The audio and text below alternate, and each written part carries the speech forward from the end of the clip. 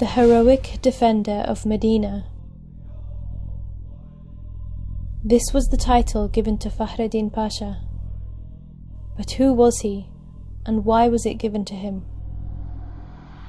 Born in Rus, present-day Bulgaria, in 1886, Fakhruddin and his family moved to Istanbul when he was around 10 years old. At the outbreak of the Russo-Turkish War, as a young man he joined the War Academy and graduated at 20. He served in a number of posts from present-day Libya to Iraq and Syria before the outbreak of the First World War. Now he was needed in the holy city of Medina. But why? It was no secret that the British desired the fall of the Ottoman Empire, and it was through this series of letters with the Sharif of Mecca that they hoped to work towards this goal. The British had promised the Sharif an Arab state independent from Turkish rule if he would launch a revolt against the Ottomans in the region. On May 28, 1916, Fakhruddin was deployed to Medina. Having arrived before the rebels, he took measures to protect the city and also sent Islamic artifacts and manuscripts to Istanbul to protect them from seizure.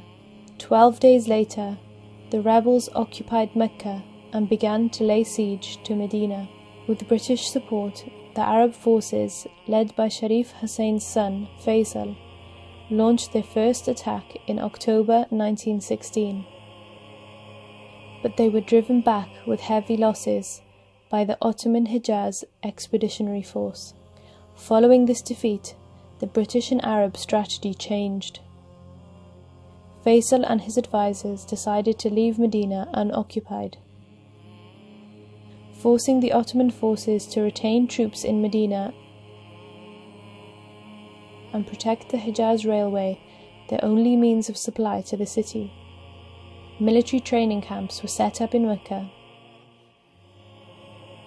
Arab Bedouins, officers, and Ottoman deserters volunteered, numbering 30,000. 3 armies were set up to surround Medina from the east, the south, and the north. Over the next 2.5 years, Fakhruddin and his troops would tirelessly defend the city and protect the single-track Hejaz Railway from sabotage attacks.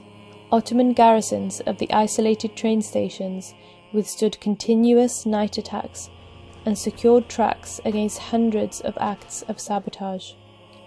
In a letter to the Sharif of Mecca, Fakhruddin revealed what inspired him to defiantly defend the city for so long. In August 1918, he received a call to surrender from the Sharif, to which he replied, "In the name of Allah, the Omnipotent, to him who broke the power of Islam, caused bloodshed among Muslims, jeopardized the caliphate of the Commander of the Faithful, and exposed it to the domination of the British. On Thursday night, the 14th of Dhul Hijjah, I was walking, tired and worn out, thinking of the protection and defense of Medina, when I found myself among unknown men working in a small square. Then I saw standing before me a man with sublime countenance. He was the Prophet, may Allah's blessing be upon him. His left arm rested on his hip under his robe, and he said to me in a protective manner, 'Follow me.' I followed him 2 or 3 paces and woke up. I immediately proceeded to his sacred mosque and prostrated myself in prayer and thanks near his tomb. I am now under the protection of the Prophet, my supreme commander. I am busying myself with strengthening the defences, building roads and squares in Medina. Trouble me not with useless offers." 2 years after the first British-Arab attack on Medina, the Ottoman Empire resigned from the war, with the Armistice of Mudros, which stipulated that Fakhruddin would surrender Medina. But he refused. He continued to defend Medina, despite pleas from the Ottoman Sultan, holding the city for a further 72 days after the war. On January 10th, 1919, he was captured. He described this day as the most painful day of his life.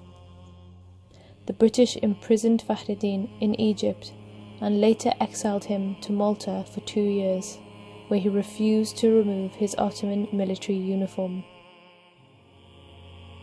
Following the efforts of the Ankara government, Fakhruddin, now regarded as a hero in Turkey, was allowed to return home. Today his grave can be found in the Ashian graveyard. On his tombstone is written, Medine'nin kahraman müdafi, the heroic defender of Medina.